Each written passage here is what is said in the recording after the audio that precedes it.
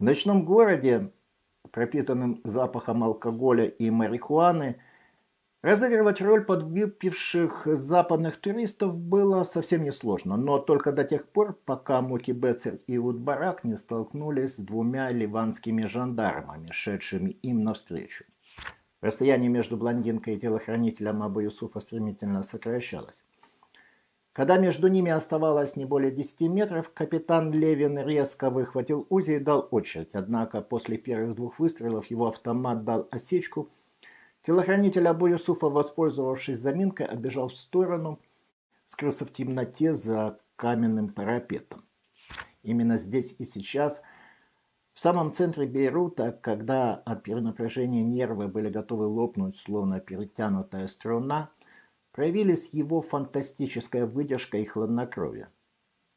Выждав еще несколько невыносимо долгих минут, он подал сигнал к началу штурма, сделав 5 щелчков переключателем рации.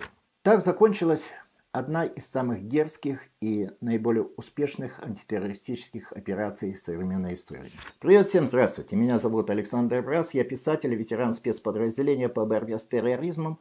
Вы на моем канале «Мировая история террора». Сегодня я продолжаю рассказывать об операции «Весна молодости», высадка израильского спецназа в Бейруте в апреле 1973 года, целью которой была ликвидация 3 высокопоставленных функционеров Фатах и ОП. Оставайтесь со мной, как всегда, будет интересно.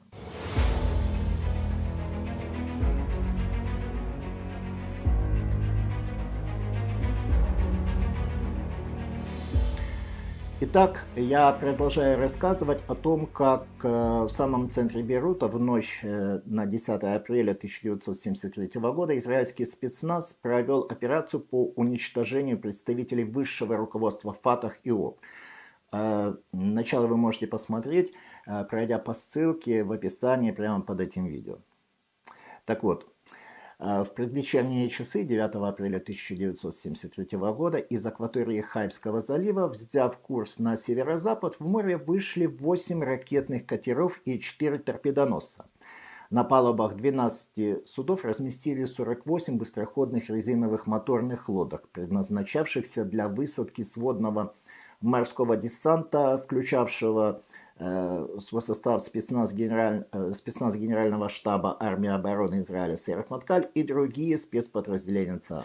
На одном из катеров подполковник Иуд Барак, мучаясь от морской болезни, подводил перед зеркалом расплывшуюся косметику.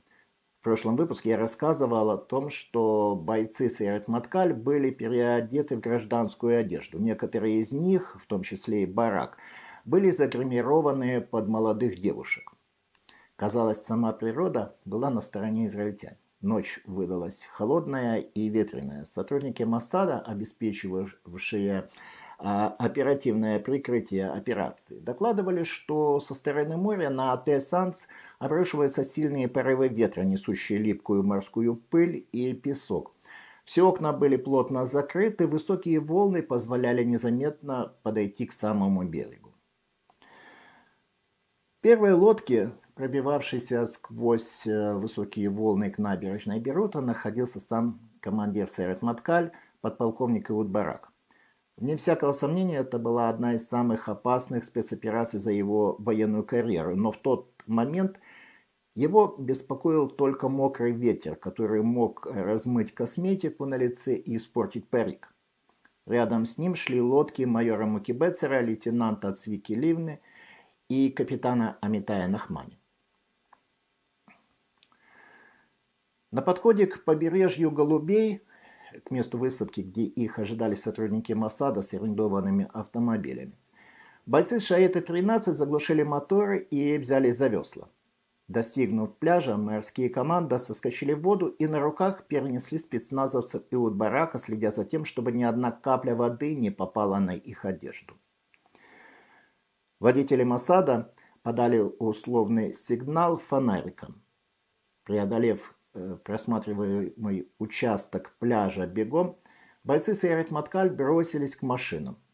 Ноги спецназовцев были в бахилах, чтобы уберечь обувь от морского песка, который мог бы привлечь внимание прохожих. Около 200 метров пути были уже, около 200 километров пути, уже были позади. Оставались самые опасные 8 километров пути по улицам ночного Бейрута. Машины тихо выехали со стоянки и, не торопясь, покатили в центр города к улице Вердун. Глядя в маленькое зеркало, подполковник Барак поправлял макияж и слушал свежую оперативную сводку об обстановке в городе. Последние дни на улицах Бейрута появилось больше обычного патрулей ливанской жандармерии.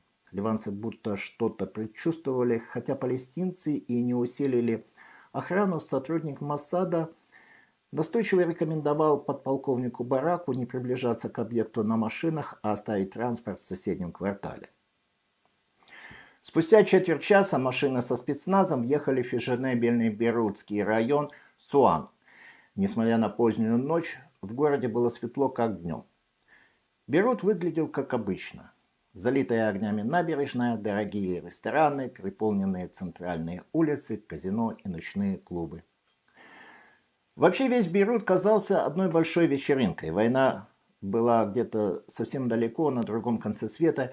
О ней лишь напоминали вооруженные люди, время от времени встречавшиеся на улицах. Никому даже в голову не могло прийти, что здесь, в самом центре ночного Бейрута, может появиться израильский спецназ. Подполковника Барака с его людьми здесь явно не ждали. Водители Моссада предусмотрительно выдерживали дистанцию в несколько сот метров, чтобы не встать колонной у светофора. Стараясь не терять друг друга из виду, из поля зрения, они медленно ползли в гору, приближаясь к улице Вердун. Спустя четверть часа машины одна за другой притормозили у обочины. Муки Бецер в элегантном костюме европейского пошива быстро выскочил из машины и открыл переднюю дверь, элегантно протянув руку Иуду Бараку. Разбившись на группы, бойцы Сейрат Маткаль двинулись по тротуару в сторону домов террористов. На центральной улице было так много людей, что местами приходилось сталкиваться лицом к лицу с прохожими. К счастью, после полуночи все уже были под хорошим допингом. К тому же на Востоке не принято разглядывать женщину, особенно когда она в сопровождении мужчины. В противном случае кто-нибудь наверняка обратил бы внимание на грубую подделку. Иуд Барак в черном парике с красно-рыжим отливом возглавлял шествие, уверенно повиснув на руке майора Муки Бецера. За ним в десятки метров дефилировала молодая платиновая блондинка, лейтенант Лони Рафаэли, в сопровождении капитана Йони Нетаньягу. Вместо лифчика у подполковника Барака в специальной подкладке были спрятаны 2 упаковки пластиковой взрывчатки и несколько гранат, а под просторной юбкой автомат УЗИ со складным прикладом и поясом запасных обоим. Вообще вся процессия, растянувшаяся по улице Вердун, была увешана пистолетами с глушителями, гранатами и автоматными обоймами. В ночном городе, пропитанным запахом алкоголя и марихуаны, разыгрывать роль подвыпивших западных туристов было совсем несложно, но только до тех пор, пока Муки Бецер и Иуд Барак не столкнулись с 2 ливанскими жандармами, шедшими им навстречу. В этом месте тротуар был настолько узким, что одна из парня неизбежно должна была сойти на проезжую часть. Не могло идти и речи, чтобы уступить жандармам дорогу, а тем более развернуться или резко начать переходить дорогу. Роль развязанных западных туристов следовало играть до конца. Муки Бецер обнял за плечи свою подругу и двинулся прямо навстречу ливанскому патрулю. Жандармы вынуждены были уступить дорогу. Муки Бецер и Иуд Барак демонстрировали полное спокойствие, когда до жандармов оставались считанные метры, рука Муки Бецера непроизвольно скользнула за ремень к взведенной берете. Первыми к объекту вышли подполковник Иуд Барак и Муки Бецер. Остановившись в неосвещенном месте, они стали осматриваться. Дома террористов выглядели в точности, как на фотографиях, предоставленных Моссадом. В вестибюле дома Абу Юсуфа должен был находиться пожилой консьерж. Один из телохранителей дежурить во дворе, а двое других сидеть в машине. На схеме, предоставленной Моссадом, было даже указано точное место их парковки. С консьержем решили действовать по обстоятельствам. Или слезоточивый газ в лицо, или пуля в голову из пистолета с глушителем. Что же касаемо охранников, их должна была ликвидировать группа капитана Амирама Левина. Полковник Барак метнулся к стеклянной двери вестибюля, которая, на удивление, оказалась не запертой. Вместе с группой Муки Бецера подполковник Барак проскользнул в просторный вестибюль дома Абу Юсуфа. Ни охраны, ни консьержа на месте не оказалось. Спецназовцы, бесшумно перепрыгивая через несколько ступенек, поднялись на 6-й этаж и замерли у двери Абу Юсуфа в ожидании начала общего штурма. Убедившись в том, что все идет по плану, подполковник Барак быстро спустился вниз на улицу, чтобы оттуда руководить остальными диверсионными группами. На 6-м и 4-м и 2-м этажах зажегся свет, условный сигнал, что все группы вышли на изготовку и ожидают приказа к началу завершающей фазы. Все было готово к началу штурма. Тянуть времени было нельзя, поскольку любая заминка могла привлечь внимание случайных прохожих, охранников или жандармов. Однако группа прикрытия не смогла сразу обнаружить машину с телохранителями. Ее обычное место стоянки оказалось свободным. Нельзя было вламываться в квартиры, оставив за своей спиной неизвестное количество телохранителей, которые в любой момент могли из темноты открыть огонь или вызвать подкрепление, перекрыв все пути отступления. Амирам Левин, в одиночку, разыгрывая роль крепко подвыпившей одинокой блондинки, стал не торопясь обходить стоянку. Прошло не больше минуты, как в одной из припаркованных машин он заметил подозрительное движение. Не успел Амирам приблизиться к ней, как дверь машины резко распахнулась, из нее вышел молодой человек в кожаной куртке с крепкого телосложения с пистолетом в руке. Капитан Амирам Левин продолжил движение навстречу телохранителю, незаметно расстегивая блузку, из-под которой едва заметно выглянул ствол с глушителем. Расстояние между блондинкой и телохранителем Абу Юсуфа стремительно сокращалось. Когда между ними оставалось не более 10 метров, капитан Левин резко выхватил УЗИ и дал очередь. Однако после первых 2 выстрелов его автомат дал осечку.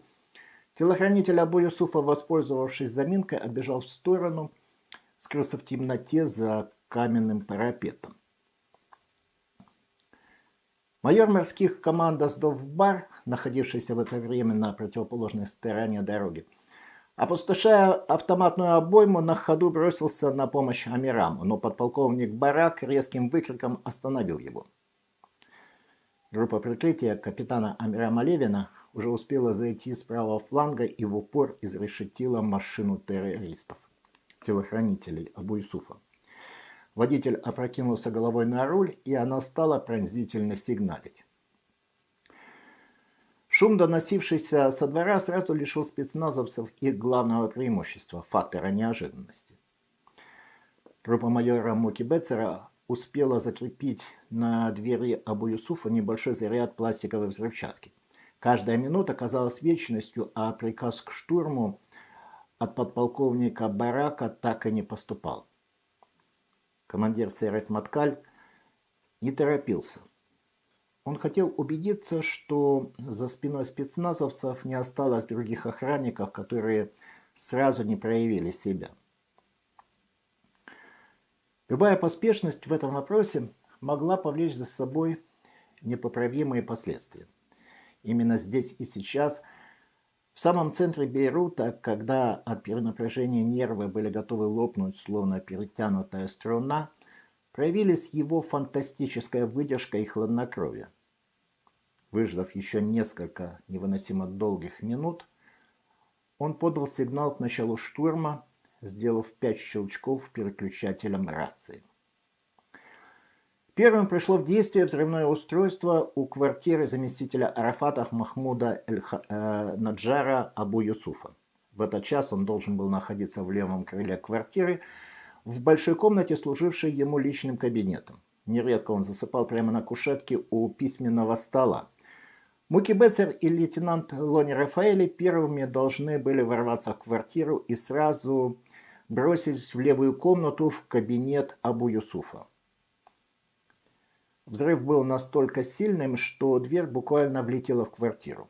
Вбежав в темный задымленный коридор в лучах подствольных фонарей, спецназовцы сразу увидели силуэт в пижаме, пытающийся укрыться в дальней комнате. В последние секунды жизни Абу Юсуф сделал отчаянную попытку дотянуться до своего пистолета, но капитан Йони Нетаньягу опередил его короткой автоматной очередью. В этот момент в комнату неожиданно вбежала жена Абу Юсуфа. С криком она бросилась на капитана Нетаньягу, однако точный выстрел Муки Бецера отбросил ее к стене. Капитан Йони Нетаньягу подбежал к лежавшему Абу Юсуфу и добил его автоматной очередью, стараясь не задеть лицо. После этого командир группы, майор Муки Бецер, неторопливо склонился над трупом и, подсветив фонариком, сличил лицо с фотографией, лежавшей в его внутреннем кармане. Затем осмотрел левую кисть, на которой отсутствовало несколько фаланг. Убедившись, что перед ним именно Абу Юсуф Эль-Наджар, террорист, за которым несколько лет безуспешно вели охоту израильские спецслужбы, майор Муки Бецер сделал еще один контрольный выстрел в голову и спокойно покинул комнату. Тем временем лейтенант Лони Рафаэли спешно сгреб все содержимое из ящиков письменного стола в специальный непромокаемый баул. Ночная перестрелка и вой машин привлекли внимание дежурного офицера соседнего полицейского участка, и к месту боя тут же был направлен наряд жандармерии. Ночную стрельбу поначалу приняли за очередную палестинскую разборку. В противном случае к месту вооруженного инцидента были бы немедленно стянуты все имеющиеся силы, включая подразделения регулярной ливанской армии.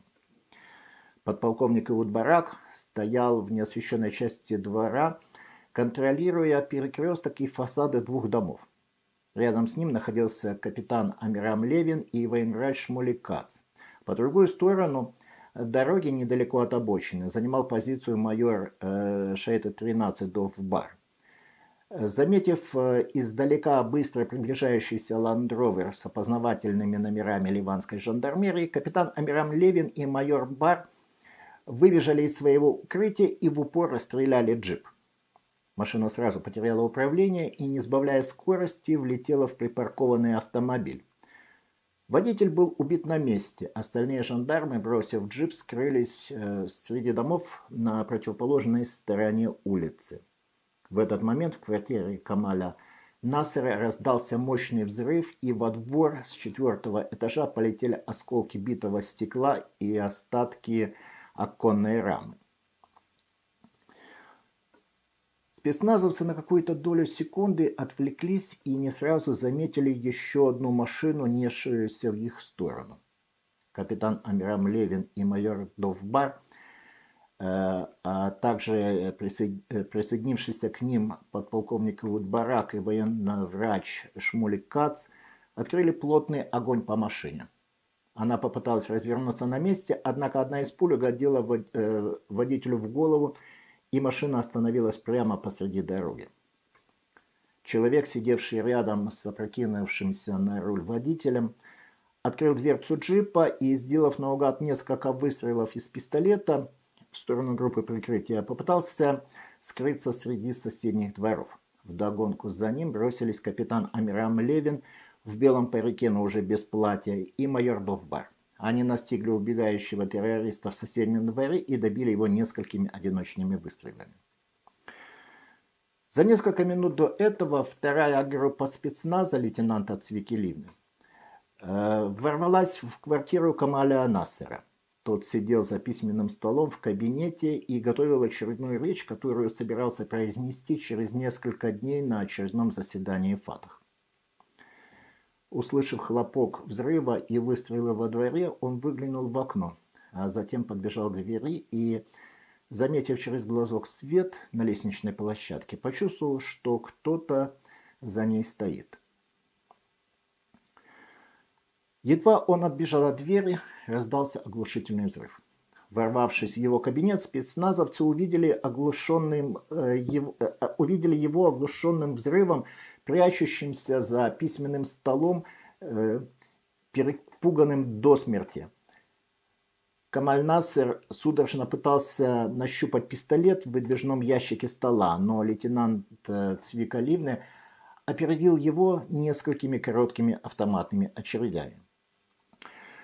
Третья группа Амитая Нахмани должна была ликвидировать Камаля Адвана, офицера Фатах и одного из руководителей Черного сентября.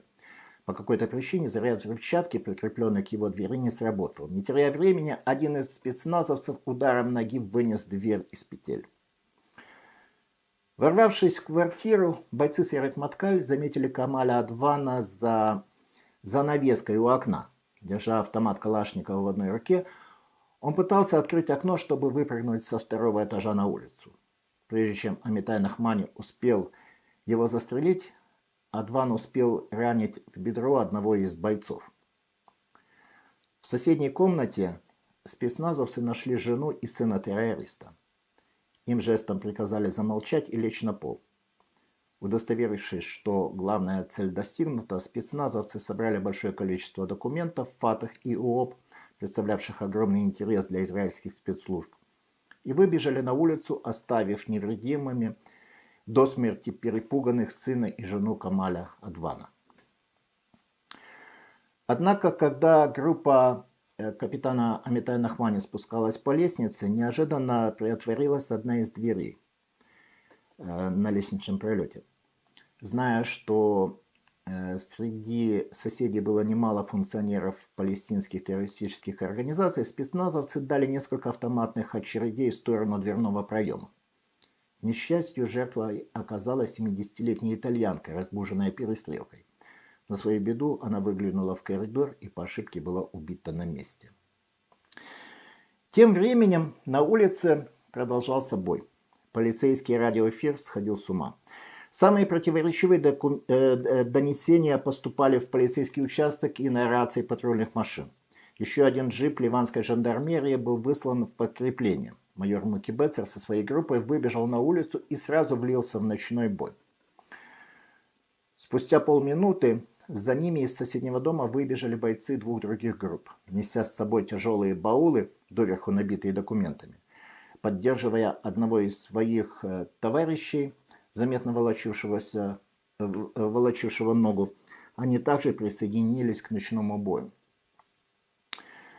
Динамика боя стремительно менялась, не в пользу диверсионной группы.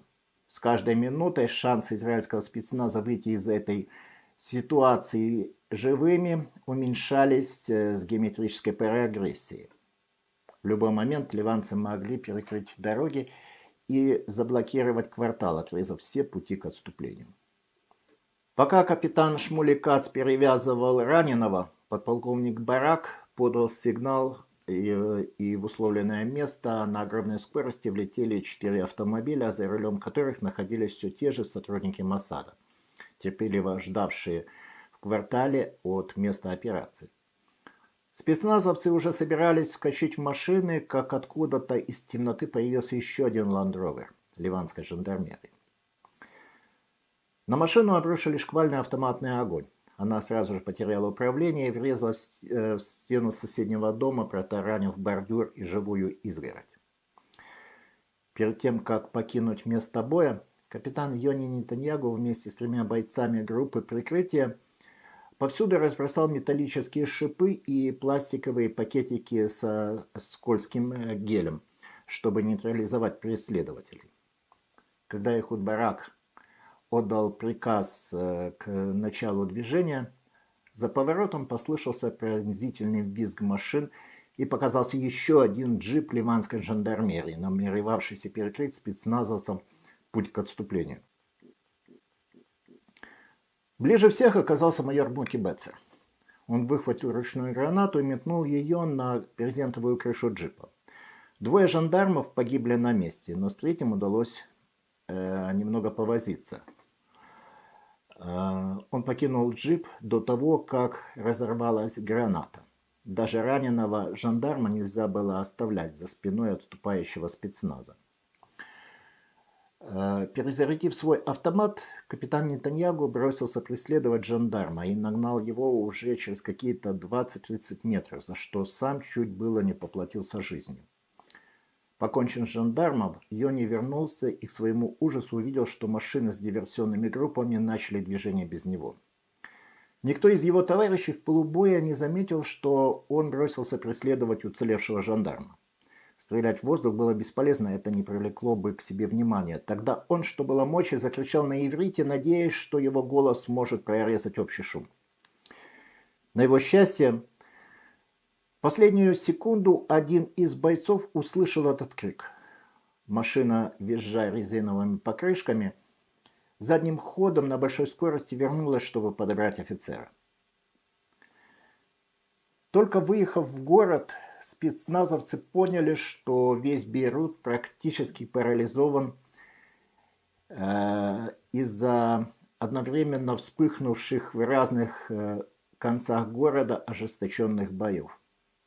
Диверсионные группы Эуда Барака смогли беспрепятственно миновать лишь пару кварталов, после чего застряли в сплошной автомобильной пробке, спровоцированной жуткой неразберихой, царившей в ливанской столице. Переодетые в гражданскую одежду, бойцы Сейрат Маткаль могли себя чувствовать в относительной безопасности. Они уже успели удалиться на значительное расстояние от места ночного инцидента. Никто не видел, как спецназовцы садились в машины, никто не видел нападавших и тем более не мог их описать. Ливанские же власти пребывали в полной растерянности, не понимая, что происходит в их городе. Маловероятно, что кто-либо увязал ночные стычки с вылазкой израильтян. В противном случае ливанцы первым делом непременно заблокировали бы все выезды из города и подступы к морю. На протяжении всей операции подполковник Эуд Барак упорно хранил молчание в радиоэфире, чтобы раньше времени не обнаружить свою группу. Только сейчас он позволил себе выйти на связь и сообщить об успешном завершении операции. Все три цели были ликвидированы. Так закончилась одна из самых дерзких и наиболее успешных антитеррористических операций в современной истории. На брифинге утром 10 апреля 1973 года, еще до того, как палестинцы в полной мере осознали масштабы нанесенного им урона, пресс-атташе армии обороны Израиля сообщил приглашенным иностранным журналистам, что Израиль берет на себя ответственность за проведенную в центре ливанской столицы антитеррористическую операцию. Желая донести до палестинцев послание, донести послание до лидеров палестинских террористических организаций, пресс-атташе армии обороны Израиля закончил свой брифинг словами: «Мы знаем о любом передвижении не только в Ливане и Европе, но и в любой части света. Все это методично отслеживается и наносится на большую оперативную карту в Тель-Авиве». Израильская антитеррористическая операция вызвала серьезный международный резонанс и глубокий политический кризис, приведший к отставке ливанского правительства. Через 7 месяцев после кровавого инцидента на 20-х летних Олимпийских играх палестино-израильское противостояние вновь оказалось в заголовках ведущих мировых СМИ. Как и ожидали в Иерусалиме, мир не столько осуждал Израиль, сколько восхищался его спецслужбами. В те дни британская газета The Daily News писала: «Израильские секретные службы являются самыми эффективными в современном мире». антитеррористическая операция «Весна молодости» потрясла и шокировала весь арабский мир, в особенности палестинскую диаспору. Ненависть, растерянность и страх, осознание собственного бессилия пред лицом израильских спецслужб. Высадка израильского спецназа стала тому подтверждением, вынудив лидеров палестинских террористических организаций, в том числе руководителей «Черного сентября», тратить значительную часть своих ресурсов на личную безопасность, а не планирование новых террористических актов. Существенно усилив личную охрану, они уже не могли перемещаться свободно даже на контролируемых ими территориях. Они не могли спокойно спать по ночам и покупать и снимать на свое имя дома и квартиры. Многие палестинские лидеры, в первую очередь Арафат и его окружение, опасаясь повторения весны 1973 года, вынуждены были каждый день менять место ночлега. Но, пожалуй, главным достижением «Весны молодости» стал сбор чрезвычайно ценной разведывательной информации. В распоряжении израильских спецслужб оказалось большое количество секретных документов ООП и Фатах. Благодаря им была выявлена глубоко законспирированная, хорошо разветвленная террористическая сеть, что позволило предотвратить сотни терактов. Свидетельством тому стало долгое затишье в период с апреля по октябрь 1973 года, когда не было проведено ни одного теракта ни в Израиле, ни за его пределами. Ну что ж, а у меня на этом все. Продолжение смотрите в следующих выпусках, все только начинается. Дальше будут не менее захватывающие истории о работе израильских спецслужб. Как всегда, я прошу поддержать мою работу, сделать это довольно легко. Для этого достаточно поставить лайк под этим видео, написать комментарий или задать вопрос и подписаться на мой канал. Все это будет способствовать тому, что мой канал поднимется по алгоритмам YouTube. И это видео увидят намного больше людей. И, конечно, читайте мои книги. Всегда с вами Александр Брас.